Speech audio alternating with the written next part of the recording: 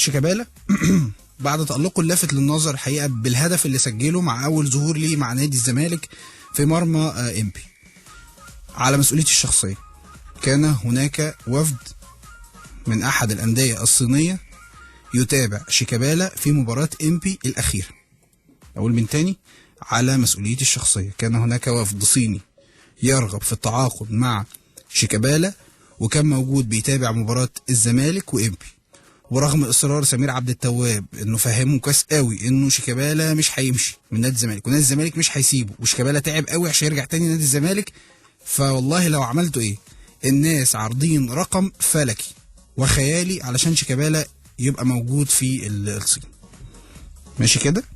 ده موضوع شيكابالا. وبقول لكم، انا بقول لكم الخبر، شيكابالا مش هيمشي من نادي الزمالك، هو ما صدق والموضوع بالنسبه له اصلا مقفول وحتى ما اتدرسش وحتى ما فكرش فيه،